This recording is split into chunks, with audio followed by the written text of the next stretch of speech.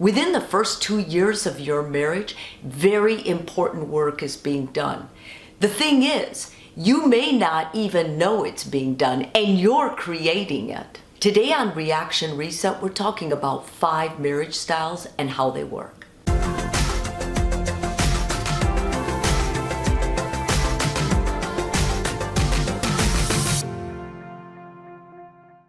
It's amazing how mindless we all are within that first 2 years of marriage. I mean, most of us are struggling because we're learning each other's styles. And within the first 2 years of marriage, so many vital communication styles are starting to be created that are going to mandate what kind of a marriage you have.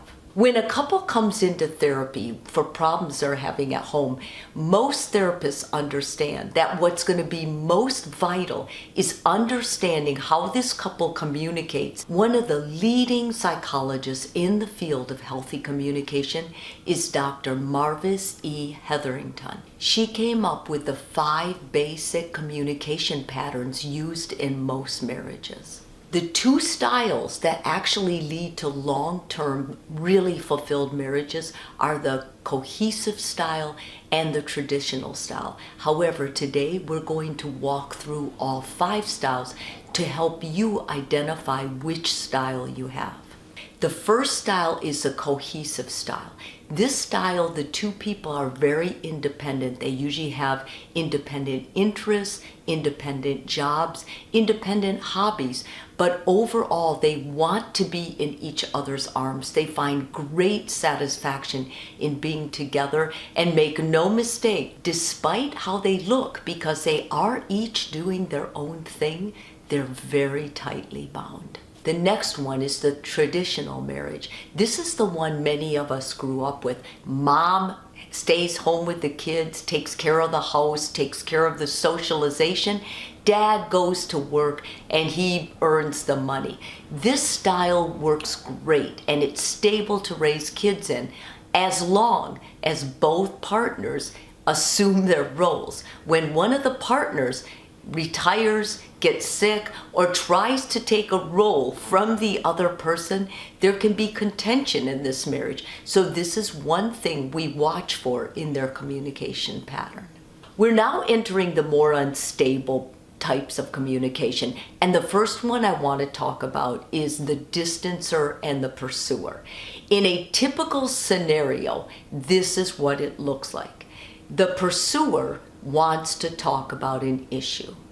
The distancer does not want to talk about the issue. So they will watch TV, read a magazine, or find an excuse, any reason is good, not to talk about the issue. The partner who wanted to talk about the issue sees what the partner who wants to withdraw from the issue is doing and interprets that in their mind as a sign that they don't care.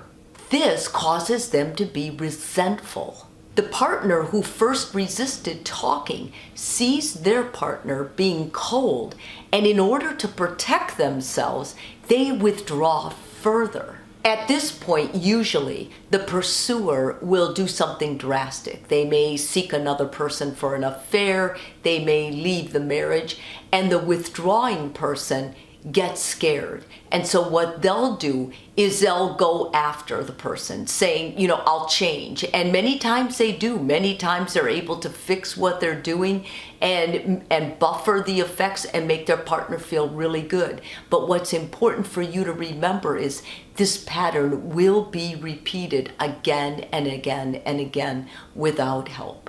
It may seem really romantic and passionate, but it's important to note that according to Dr. Hetherington, this style is the most likely to get divorced.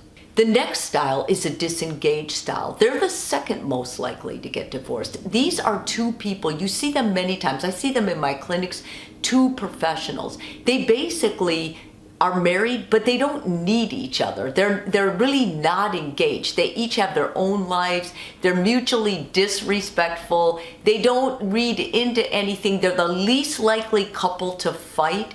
I ask myself many times, why is this couple married? Many times they'll give you the reason, it's easier, it's better for our kids, or whatever, but they basically stand alone. They don't ask each other what they think. They're not sharing a vision. They're sharing a home that they live in. The last one is called the Operatic Style, and this style I see a lot in my clinic. It is basically the style that they work out all their anger, volatile issues in sex. The sex is great, and the reason these break up is finally the highs. They have incredible highs and lows in their marriage. The highs are no longer worth it for the lows they have to go through. Very typically, when I see one of these couples, the person who is coming in that wants help or wants out of the marriage says, the sex is no longer worth what I have to go through. And basically that means the other styles of communication are totally broken. And sex alone, as we know, will not keep a couple together.